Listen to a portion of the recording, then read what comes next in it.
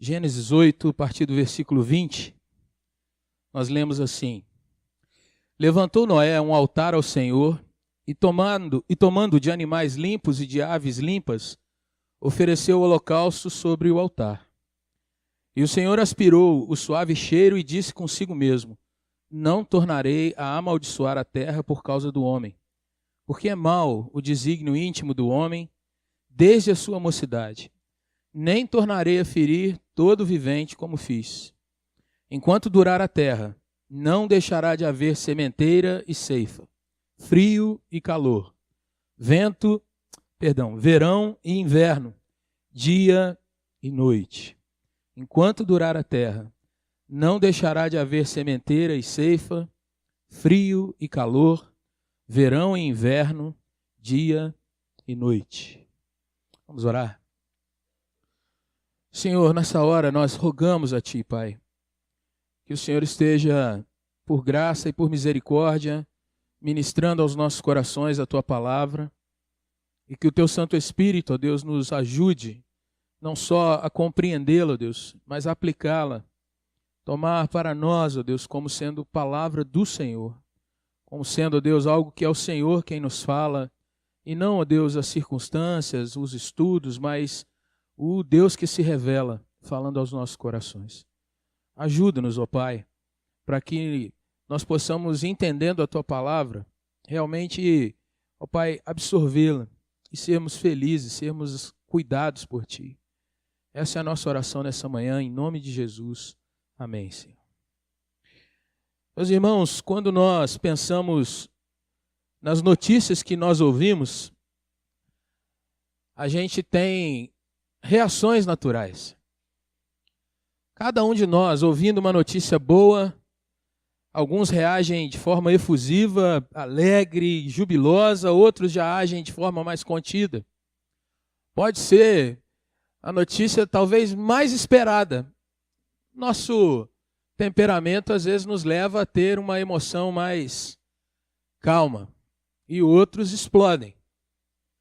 Às vezes nós ouvimos uma notícia que já é totalmente o contrário do que nós esperávamos, uma notícia dura, triste, e da mesma forma nós vamos ter reações ou respostas diferentes.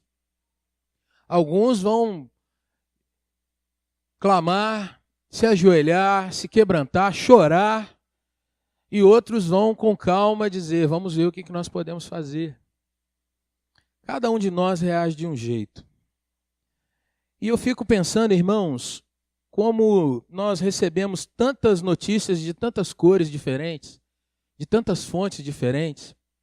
O que pode predominar no nosso coração? O que deve predominar no nosso coração? O que deve, de fato, motivar a minha vida e a sua vida para que, mesmo diante das coisas mais extremas, nós possamos realmente olhar para frente e manter o foco da nossa caminhada, da nossa vida. E nessa manhã eu gostaria de compartilhar com você um sermão que se chama Confiança na Promessa. Confiar não naquilo que eu vejo, ou no que eu penso, ou no que eu sinto, mas confiar na palavra que foi dada para o Senhor. Se você pensar o porquê nós estamos reunidos aqui nessa manhã, se nós perdermos de vista esse objetivo, nós vamos ter várias respostas porque estamos aqui. Uns vêm para ter comunhão com os irmãos, outros vêm e trazem a família toda, porque às vezes a igreja é o único lugar onde dá para encontrar com a família hoje em dia, porque na semana inteira é uma correria e está cada um para um lado. Outros vão dizer que vêm porque estão desesperados, precisam de uma resposta de Deus para as suas vidas. E outros tantos vão falar de diversas situações que têm passado. Nesse texto, nós estamos vendo um homem que acabou de passar por uma das experiências mais grandiosas da humanidade. Ele não passou apenas por uma enchente que encheu a casa dele e ele ia ter que depois puxar o barro e tirar aquilo tudo. Ele não passou por um momento de ser destelhado, algumas coisas saíram do lugar. Ele não passou apenas por um vendaval, mas ele passou por uma experiência quando nós pensamos de forma natural, olhando mesmo para os fenômenos na natureza, qualquer coisa que eu e você venhamos a pensar de tempestade é pequena perto da experiência de Noé. Qualquer coisa que nós pensarmos sobre chuva é muito pequeno perto do que a Bíblia diz que aconteceu naqueles dias. Se você pensar em perda de amigos, de companheiros e até de familiares um pouco mais distantes, Noé experimentou tudo isso no extremo, no limite talvez da sua própria compreensão. E diante disso, Noé ainda assim vive uma experiência linda com Deus e uma experiência que não só afetou a ele, Noé, aqui nesse momento, mas afeta a minha vida e a você até hoje. E vai afetar a todas as gerações que vierem após a gente, até o dia que o Senhor resolver realmente encerrar esse ciclo de redenção e nós partirmos para a eternidade. Quando olhamos, irmãos, para o contexto aqui, nós vamos ver um homem que havia acabado de sair da sua experiência talvez mais traumática, mais forte. O texto, a partir do versículo de número 13 aí do capítulo 8, diz que depois de passarem por um tempo de mais ou menos 11 meses de tempestades, de situações bem críticas, e depois de um tempo de uma calmaria que parecia infindável, porque depois de um tempo de grandes tempestades, a coisa para, e até que as águas baixem, Noé tem que aguardar, e aguardar, e aguardar, não havia outra coisa a se fazer. Ele finalmente chega a esse momento aqui, no qual o texto diz que no primeiro dia do primeiro mês do ano 601, ou seja, no 601 da sua própria vida, as águas se secam de sobre a terra. Depois, nos 27 dias do segundo mês, versículo 14, a terra estava seca. Então diz Deus para ele sair da arca, ele, a esposa, os filhos, e depois no versículo 17, todos os animais que estavam com ele, a carne, aves, gado, réptil, tudo que estava ali dentro sai da arca. Saiu Noé, versículo 18, com seus filhos, mulher e as mulheres de seus filhos. E saíram da arca todos os animais. Irmãos, o que nós podemos trabalhar hoje para entender o que é confiança numa promessa? Entendermos, irmãos, que humildade, fé e trabalho que nós devemos ter para avançar nas questões da nossa vida, como nós aprendemos isso com Noé nessa passagem e com o nosso Deus, muito além de Noé. Primeira coisa que eu vejo, irmãos, é que Noé demonstra que tem consciência de quem ele é, e isso serve para mim e para você também. Nós devemos saber qual é o nosso lugar nessa caminhada de vida. Quem sou eu? O que aconteceu comigo para eu estar aqui hoje, nessa manhã? Porque Noé, a primeira coisa que ele faz depois de sair da arca, irmãos, não é olhar para a terra e espiar como ela estava. Não é, de repente, verificar um lugar para ele fazer uma casa, uma habitação. O que sobrou que eu posso reconstruir? Noé não vai fazer nada disso num primeiro momento. A primeira coisa que Noé faz, segundo o versículo 20 nos diz, irmãos, é levantar um altar ao Senhor. Tomou animais limpos, os que eram considerados limpos, porque Deus assim o revelara naquele momento, e ele oferece a palavra que está escrita aí, holocaustos sobre altar. O que eram holocaustos? Não havia a lei como nós conhecemos, que foi entregue por Moisés muitos e muitos séculos depois. Noé tinha apenas no seu coração impresso a vontade do Senhor. E se você quer entender o que é um holocausto, aquilo que ele faz naquela hora, você vai ler depois em Êxodo, a partir do capítulo 27, você vai ver Deus instruindo Moisés, até mesmo no formato que o altar tinha e o que deveria ser sacrificado naquele altar. Mas ele, Moisés, que é o leitor e o autor aqui de Gênesis em primeiro lugar, ele vai mostrar que Noé oferece holocaustos para Deus. E o holocausto, irmãos, era uma oferta que tinha por função a questão de se reconhecer pecador diante de Deus. Noé, irmãos, ele mostra que ele estava, naquela hora, tendo plena consciência do que havia acontecido com ele no período anterior. A oferta pelo pecado, o holocausto, é aquela oferta que não podia sobrar nada, tinha que ser consumido tudo no fogo. E é exatamente o significado dessa oferta que a mente de Noé parecia ter completa e toda a visão naquela hora. Ele tinha lugar, irmãos, não dentro da arca, mas fora. Ele, Noé, embora o texto de Gênesis 6 diga que achou realmente graça ou favor de Deus, ele sabia que era pecador. E tanto sabia que a primeira questão que ele tem como atitude é se colocar diante de Deus dizendo: Senhor, eis aqui uma oferta por aquilo que eu sou diante do Senhor. Eu sei, Deus, que todos os meus amigos agora ficaram no passado. Eu sei, Senhor, que tudo aquilo que o Senhor criou ficou agora sob as águas. Mas nessa hora, Deus, eu quero te dizer que eu sou grato a Ti porque eu, minha casa, meus filhos, podemos descer dessa arca. E eu entendo, Senhor Deus, que eu não tenho nada melhor do que qualquer um daqueles que ficou do lado de fora durante a tempestade. Na realidade, Senhor, era para eu estar do lado de fora com todos eles, se não fosse a Tua bondade sobre a minha vida. Irmãos, quando nós entendemos o que Noé está fazendo, a gente vai ver que é isso que nós, quando entramos para cultuar ao Senhor, estamos declarando. Que eu, você, por nós mesmos, por aquilo que nós temos dentro da nossa essência, nós jamais poderíamos entrar por aquela porta. Mas há uma verdade sobre nós, irmãos. Há uma grande verdade que ultrapassa até mesmo o nosso entendimento dela. E essa verdade é que o Senhor veio até nós e nos redimiu e tem nos redimido de todo mal. Essa é a verdade que eu posso me agarrar e nada, nem ninguém pode me impedir de estar no altar do Senhor, porque eu sei que esse altar foi conquistado por Jesus naquela cruz para que eu estivesse aqui. Não é o que eu faço de melhor, não é o que eu tenho de melhores intenções, mas a realidade prática é: eu estou aqui para me humilhar, para colocar diante de Deus que eu reconheço quem eu sou, eu reconheço o meu pecado. Eu reconheço, Senhor, que aquela arca não era para mim, mas o Senhor me fez entrar. O Senhor me chamou para estar lá dentro. Quando Noé faz isso, irmãos, você vai ver que o versículo 21 mostra uma segunda questão. Deus recebe a confissão de Noé.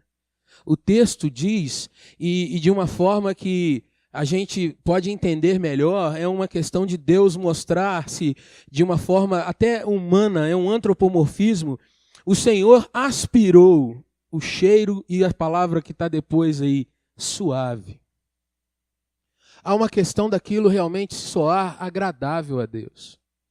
Nós acabamos de ler o Salmo de número 34 e o Salmo diz, lá no versículo de número 18, perto está o Senhor dos que têm coração quebrantado e salva-os de espírito oprimido. O Senhor estava perto de Noé naquela hora. O Senhor recebe aquela questão de ser oferecidos alguns animais ali queimados, e aquilo é agradável a Deus não pelos animais. Aquilo é agradável a Deus, irmãos, não pela fumaça que sobe. Mas naquela hora em que a carne está sendo consumida, Deus está vendo a carnalidade sendo consumida. Deus está vendo, irmãos, um homem que diz: Senhor, eu sei que não era para eu estar aqui. Mas já que eu estou, eu quero te louvar e te agradecer. Quero te bendizer.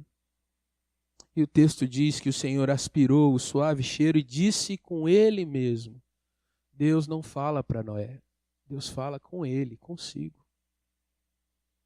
E é bonito nós entendermos, irmãos, que aquilo que gera prazer no nosso Deus, aquilo que gera aceitação do Senhor sobre algo que nós oferecemos, nem sempre Deus vai nos dar uma palavra para nós mesmos naquela hora. E talvez o Senhor vá falar consigo mesmo algumas questões sobre a nossa vida. Nessa hora, Deus demonstra, irmãos, que nos ama, apesar de quem nós somos e o que nós fazemos. Quando nós lemos o Senhor dizendo assim: não tornarei a amaldiçoar a terra por causa do homem, porque é mau o desígnio íntimo do homem desde a sua mocidade, e nem tornarei a ferir todo vivente, como fiz, irmãos, nós podemos ver que o Senhor, naquela hora, está dizendo que não haveria uma mudança para o ser humano ao longo da sua história, no sentido de que a nossa natureza seria transformada. Deus estava dizendo que nós seríamos pecadores enquanto a história se mantivesse. Mas Ele está dizendo também, irmãos, que embora nós sejamos pecadores, embora nós sejamos pessoas completamente contrárias, desde o ato de Adão, de Eva, desde aquele momento, nós somos contrários à nossa boa vontade, nós não conseguimos fazer aquilo mesmo que desejamos de bom. Mas o Senhor nos diz, eu não vou me vingar, ou eu não vou colocar mais peso sobre o que já acontece. E eu acho fantástico isso, irmãos, porque Deus diz que, de fato, se Ele fosse olhar para o desígnio do nosso coração, todos nós estávamos efetivamente acabados. E nessa hora, o Senhor não nos responde ou não declara sobre nós algo que nós mereceríamos. Eu queria te perguntar nessa manhã, quantas vezes você já não olhou para alguma questão que falaram, que fizeram para você, e não resolveu reclamar a sua justiça própria? Quantas vezes, irmãos, nós ouvimos alguma coisa e não pensamos assim, isso é injusto, eu vou responder à altura. Nós olhamos para a história da humanidade, irmãos, e nós vemos que às vezes uma palavra detona toda uma guerra. Nós vemos, irmãos, dentro do nosso lar, quando alguém nos fala alguma coisa que nós julgamos que passou do limite, às vezes as nossas reações são de intempestivas ou silenciosas, mas muitas vezes nós dizemos, isso não é justo. Quem é você para falar comigo dessa forma? Ou às vezes nós dizemos, então espera que eu vou te dar o que você merece. Mas nós vemos o nosso Deus nessa hora dizendo, eu não farei dessa forma. Ainda que tenha todo o direito. Ainda que seja minha toda a criação.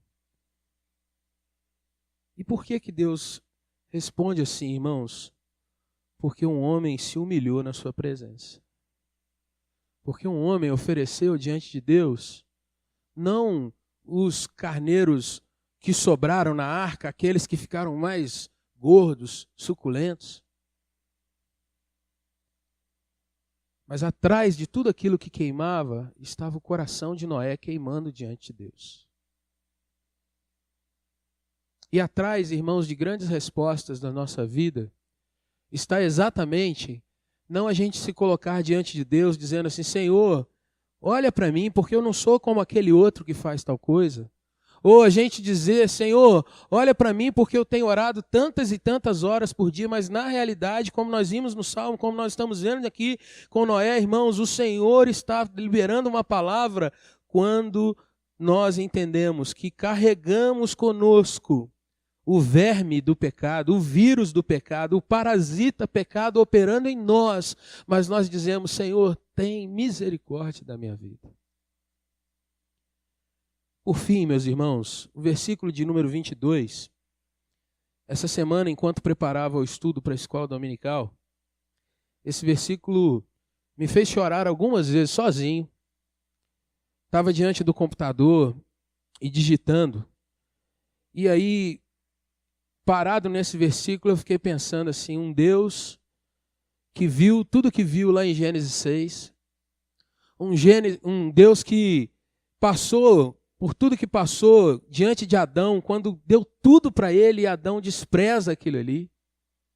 Um Deus, irmãos, que quando olha para mim e para você, sabe exatamente todas as falhas que nós carregamos. Mas um Deus que declara uma promessa de que jamais a terra seria destruída da forma como foi no dilúvio. E essa promessa, irmãos, ela vem não apenas dizendo que ele não faria, mas ele diz o que ele vai fazer. O versículo de número 22, irmãos, diz assim, enquanto durar a terra, não vai faltar, não deixará de acontecer. Eu vou fazer com que haja sempre semente sendo jogada na terra, mas haja colheita dessas sementes também. Eu vou fazer com que o tempo, a cada momento, traga a sua época certa. O frio virá na época de frio e o calor virá na época de calor. Assim como lá no começo, irmãos, quando o Senhor diz em Gênesis, houve tarde de manhã o primeiro dia, houve tarde de manhã o segundo dia, houve tarde de manhã o terceiro dia, Deus está de novo dizendo, vai haver tarde de manhã a cada dia. E isso, irmãos, Deus está declarando que Ele vai continuar cultivando o universo até se cumprir o plano dele de redenção. Não é algo mecânico, não é algo que é repetitivo, não é uma coisa aleatória e nem uma coisa automatizada. A Bíblia diz que o Senhor cria a cada dia um novo dia. E a Bíblia diz então, irmãos, se eu posso olhar esse texto e entender isso como uma promessa, o Senhor está abençoando a vida e Ele está afirmando, irmãos, que a cada dia eu posso trabalhar porque vai haver fruto. Eu posso lançar semente porque eu vou colher. E isso, irmãos, traz para a minha vida o sentido de que vale a pena, cada vez que eu abrir os meus olhos de manhã, eu sair daquela condição de inércia, de sono, de estar deitado e me levantar e fazer o que eu tenho que fazer e sair de casa e conversar com pessoas e viver a vida e semear, porque o Senhor no tempo certo vai trazer grandes frutos para a minha vida. E eu creio que é assim na sua vida também. Pensa um pouco, irmãos, que eu não estou falando algo da minha cabeça. Quando a doutrina reformada é acusada por uma parte da ideologia que está presente nos nossos dias, o que é acusado é que Calvino é o pai do capitalismo moderno. E por que isso é uma grande bobagem? Porque, na realidade, o que Calvino sempre defendeu é que tudo que nós devemos viver, nós devemos, de fato, estar impregnados da questão de nós entendermos que aquilo que nós semeamos é aquilo que nós vamos colher. A salvação é por graça, o Deus vem até nós. Mas na nossa vida, irmãos, é causa e efeito. E nós devemos trabalhar, era o que dizia Calvino. Nós devemos cada vez mais investir na nossa vida. Nós devemos não só ver como um problema, mas Gênesis 3 vai nos dizer, você vai comer o teu pão a partir do momento que você se esforça. E quantas vezes, irmãos, nós olhamos para os nossos dias e dizemos assim, não vale a pena, não vou fazer nada, fulano está ruim, Beltrano está assim, o outro está assado, então é melhor o quê? Ficar vendo o dia passar? O autor dos Provérbios diz, quem fica olhando o vento nunca semeia. Quem fica apenas observando as coisas nunca sai do lugar. Mas aquele que entende que Deus está sobre ele, cada dia ele vai se levantar e ele vai lançar boas sementes. Seja dentro do seu lar. Às vezes está tudo desabado mesmo. Mas, irmãos, quando a gente começa a movimentar uma coisinha ou outra, mais outra, irmãos, não é só a nossa mão, mas a mão do nosso Deus está ali sobre nós. Quando nós olhamos, irmãos, para as pessoas que às vezes estão nos ultrajando, a gente precisa se lembrar que Deus, mesmo ultrajado, Ele mostra a ética dele. Eu não vou destruir. E a ética do crente deveria ser essa. Deve ser essa. Tem que ser essa, ou então ele não é crente, porque ele não acredita. A ética do cristão, movido pela fé, é: eu vou fazer o melhor. Porque o Senhor já fez o melhor para comigo. Irmãos, às vezes nós olhamos para esse tempo de desespero do nosso país, nós vemos tanta gente fazendo tanta borrachada. Tem gente mudando o nome para defender alguma coisa, uma pessoa, uma ideologia. Será que nós vamos para esse caminho?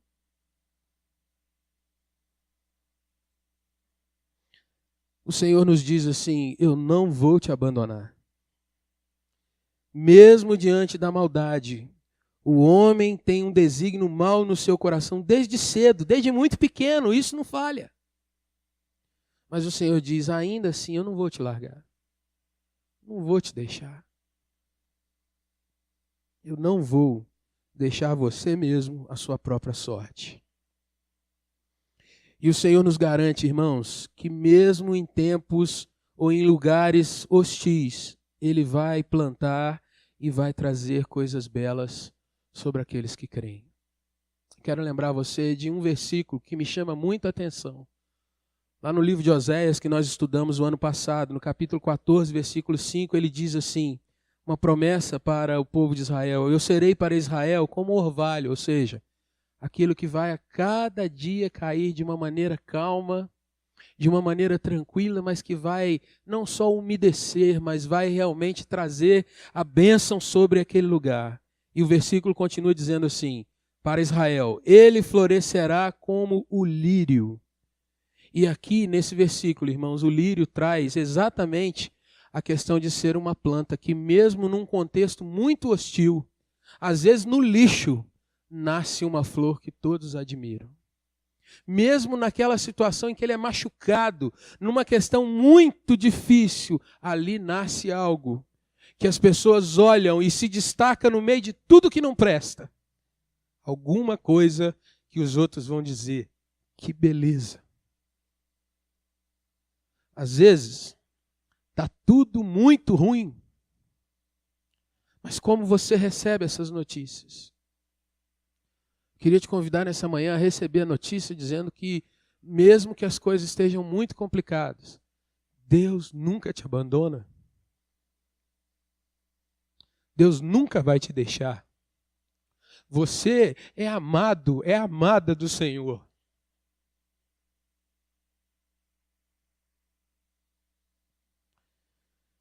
E o último texto, que é um texto também lindo, esse você se lembra mais?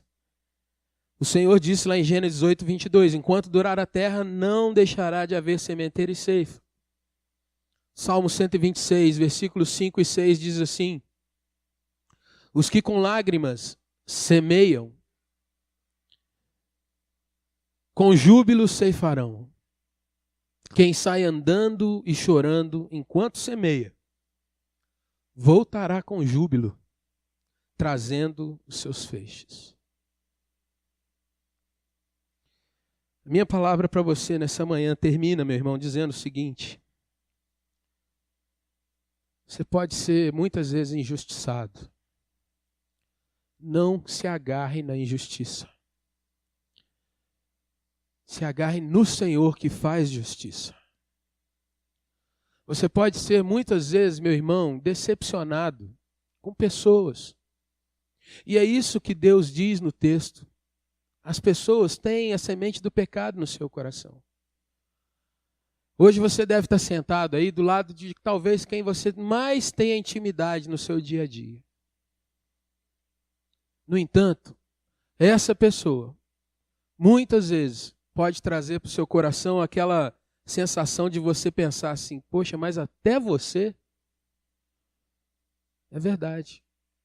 Às vezes quem a gente mais ama, muitas ou poucas vezes, provoca em nós algumas decepções que a gente sente a facada pegando.